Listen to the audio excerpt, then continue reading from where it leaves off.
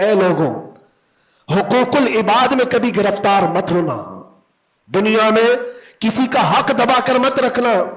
کسی کو اگر تم نے اپنی زبان سے ایذا دیا ہے، تکلیف دی ہے، یا ہاتھ سے دیا ہے، یا کسی بھی طرح سے دیا ہے، تو قیامت کے دن اس کا حق لیا جائے گا، تمہیں اس کا حق دینا پڑے گا. اسی لیے شب برات آتی ہے تو سب لوگ ایک دوسرے سے معافی بھی مانگ لیتے ہیں. بندوں سے اگر تمہارا حق ہے تو بندوں سے معافی مانگ لو. اگر بندہ معاف کر دیا دنیا میں تو اللہ بھی معاف فرمائے گا، اللہ معاف فرمائے گا. لیکن معافی مانگنے کا ٹرینڈ آج واٹس ایپ اسٹیٹس بن گیا ہے.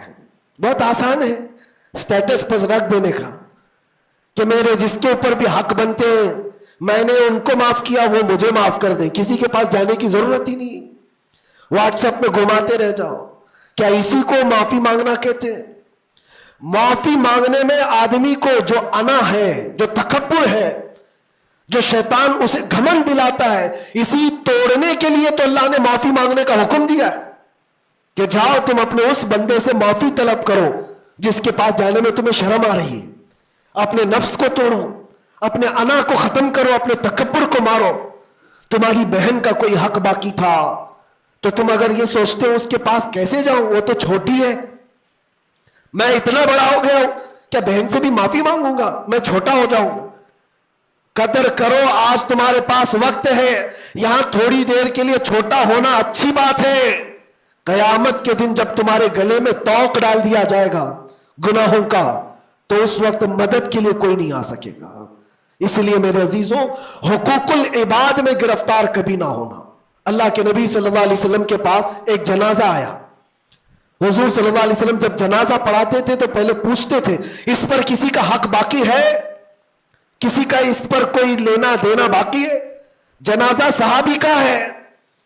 جب جنازے کے پاس کھڑے تھے تو ایک صحابی آگے بڑھتے اور کہتے یا رسول اللہ 2 درہم میرے اس کے اوپر باقی ہے اور یہ مر گیا، دیا نہیں مجھ کو، 2 درہم قرضہ اس کے اوپر میرا باقی ہے.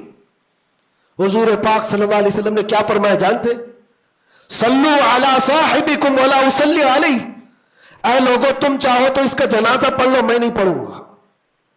حضور پیچھے ہٹ گئے. 2 درہم کا صرف قرضہ باقی تھا جن کا انتقال ہوا اور حضور نے فرمایا میں جنازہ نہیں پڑھوں گا. سوچو آج 2 درہم کا بوجھ بھی کتنا بڑا ہوتا ہے. جنازہ رکھا ہے، حضور پیچھے ہٹ گئے. پھر ایک کوئی صحابی آگے بڑھتے اور کہتے یا رسول اللہ صلی اللہ علیہ وسلم ان کی جانب سے ان کا قرضہ میں ادا کر دوں گا. حضور نے فرمایا کب تک ادا کرو گے؟ کہا کل کی مغرب سے پہلے میں ادا کر دوں گا. اللہ کے نبی نے ان سے وعدہ لیا اور اس کے بعد پھر اس صحابی کی نماز جنازہ پڑھائی. یہاں تو بہت سارے حقوق لے کر بیٹھے ہیں، وہ تو 2 درہم کی بات کر رہا ہوں. اسی لیے ہماری زندگی کا خاتمہ ہونے سے پہلے یہ حساب کتاب پہلے صاف کر لو. حاسبو قبل ان تحاسبو، اپنا حساب کلیئر رکھو اس سے پہلے کہ تمہارا حساب لیا جائے. اللہ کریم ہم سب کو کہنے سننے سے زیادہ عمل کی توفیق عطا فرمائے. رب تبارک و تعالی شعبان المعظم کے اس پاکیزہ مہینے کو ہم سب کے لیے نیکیوں والا اور خیر و برکت والا مہینہ بنائے. الہ العالمین قدیر و جبار خدا، جب تو نے رجب اور شعبان ہمیں دکھایا ہے تو رمضان تک ہماری زندگی عطا فرما.